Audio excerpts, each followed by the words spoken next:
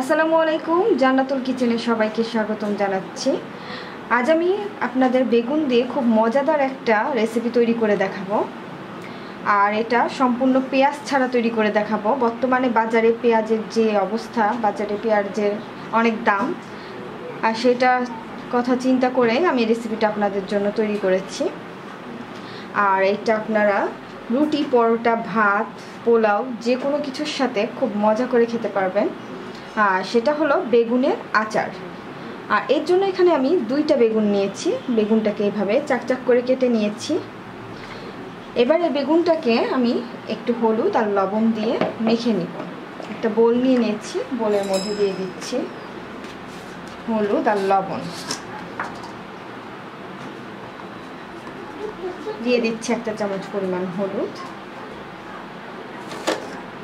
আর লবণ দিয়ে দিচ্ছি স্বাদ অনুযায়ী।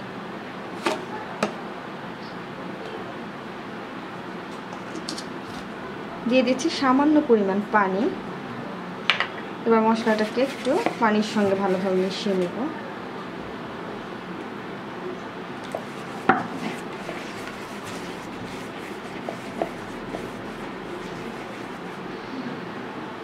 এবার এটা আমি বেগুনের মধ্যে লাগিয়ে নিব, প্রত্যেকটা বেগুনের মধ্যে সুন্দরভাবে মাখিয়ে নিব।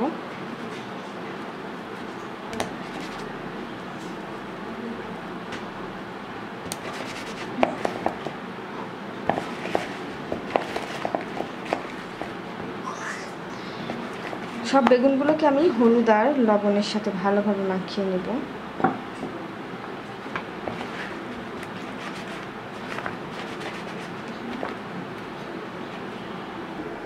চুলায় একটা প্যানে তেল বসিয়ে দিয়েছি, তেলটা গরম হয়ে গেছে আর আমার বেগুনগুলোও সুন্দরভাবে মাখা হয়ে গেছে। এবার আমি বেগুনগুলো দিয়ে দিচ্ছি তেলের মধ্যে।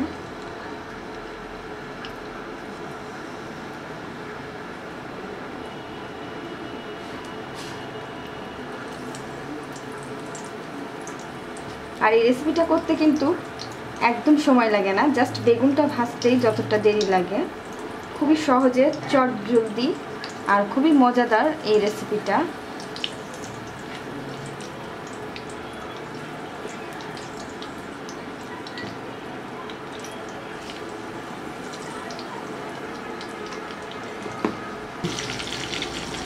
আমি একটা ঢাকনা দিয়ে দিয়েছিলাম, এতে করে বেগুনটা খুব তাড়াতাড়ি সেদ্ধ হয়ে যায়। এবার বেগুনগুলো উল্টে দিচ্ছি।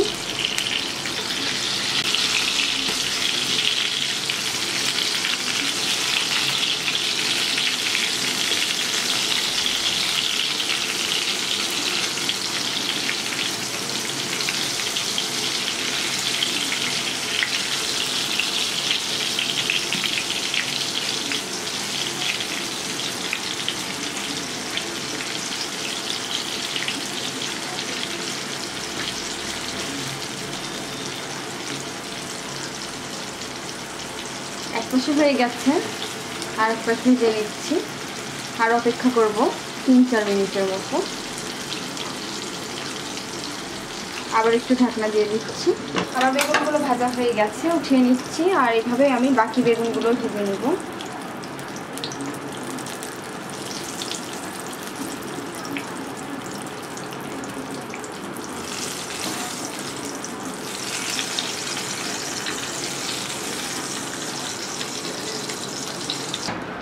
আমি এখানে একটা এইরকম সাইজের একটা রসুন নিয়ে নিয়েছি, খুব বড়ও না আবার খুব ছোটও না।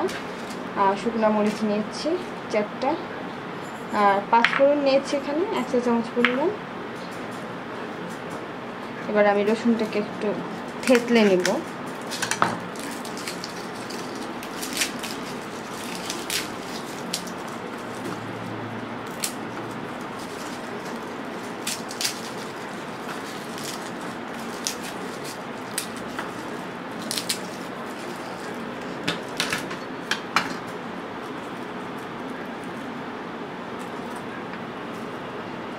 এভাবে আমি রসুনের খোসাগুলো ছাড়িয়ে নিচ্ছি।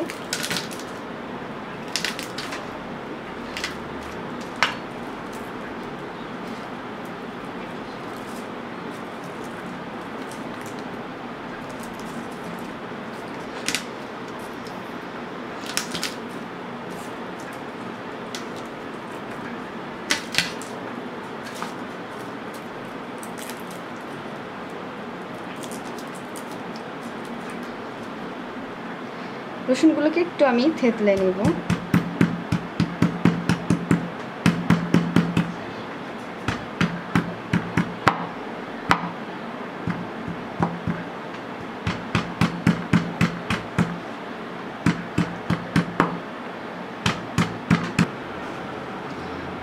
চুলায় আমি প্যান বসিয়ে দিয়েছি।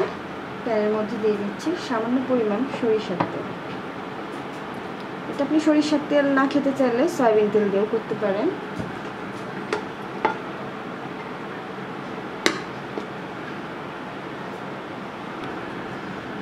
তেলটা গরম হয়ে আসলে এর মধ্যে আমি মরিচ দিয়ে দিচ্ছি, শুকনো মরিচ একটু চিড়ে চিড়ে দিচ্ছি।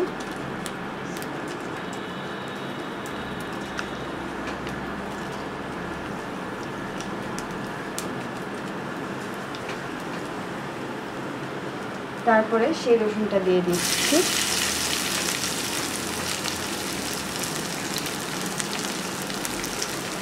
দারুণ একটা স্মেল বের হচ্ছে সরিষার তেলের মধ্যে রসুন আর শুকনো মরিচে। রসুনটাকে একটু বাদামি করে ভেজে নেব।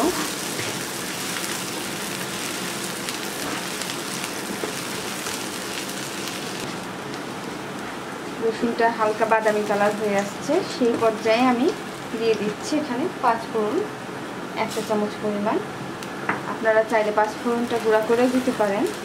আমি একদম শর্টকাটে ইজিভাবে তৈরি করে দেখাচ্ছি। আমি এখানে পুরোটা দিয়ে দিলাম।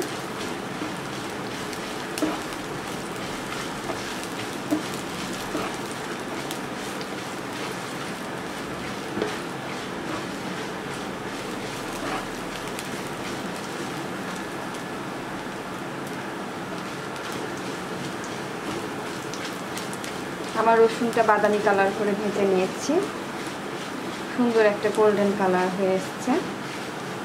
এবার এর মধ্যে আমি তেঁতুলের মাড় দিয়ে দিচ্ছি। তেঁতুলটাকে ভিজিয়ে সেটা মাড় বের করে নিয়েছি, দিয়ে দিচ্ছি। আর এই তেঁতুলের মাড়টা আপনারা পরিমাণ মতো দিবেন। বেগুনটা যে পরিমাণে হবে আর মাড়টা সে অনুপাতেই নেবেন। এখানে আমি প্রায় হাফ কাপের একটু বেশি নিয়েছি।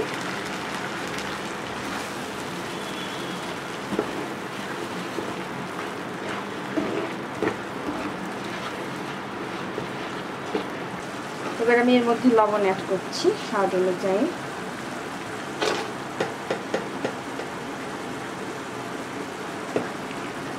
আর চিনি অ্যাড করছি। চিনিটাও স্বাদ অনুযায়ী। এটা টক মিষ্টি ঝাল এইরকম হবে।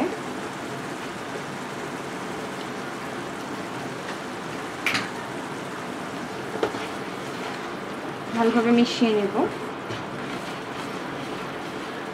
চিনিটা দেওয়ার পরে দেখতেই পাচ্ছেন তেঁতুলের কালারটা চেঞ্জ হয়ে আসছে।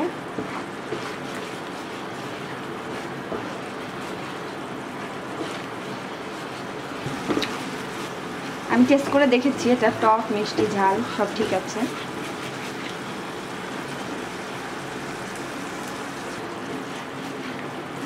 চিনিটা খুব সুন্দরভাবে গলে গেছে।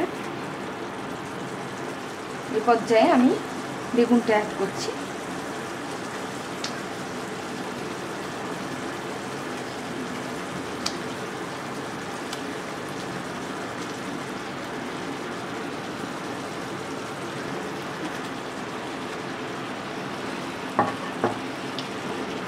এবার এটাকে খুব সুন্দরভাবে মিশিয়ে নেব।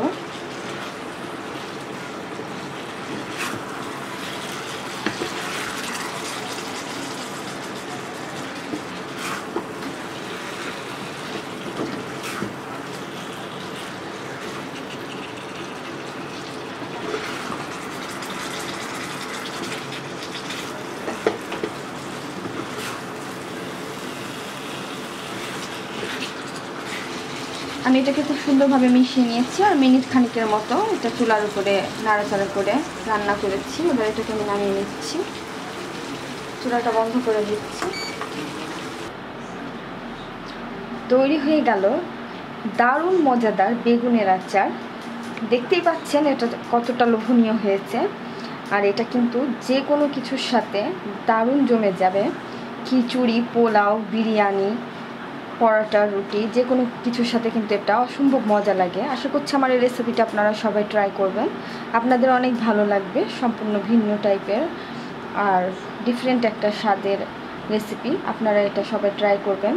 আর আমার এই রেসিপিটি ভালো লেগে থাকলে আমার চ্যানেলে সাবস্ক্রাইব করুন, সাবস্ক্রাইব বাটনের পাশে থাকা বেল আইকনটিতে ক্লিক করুন, এতে করে আমার সব রেসিপিগুলো আপনারা খুব সহজে পেয়ে যাবেন। খোদা হাফেজ।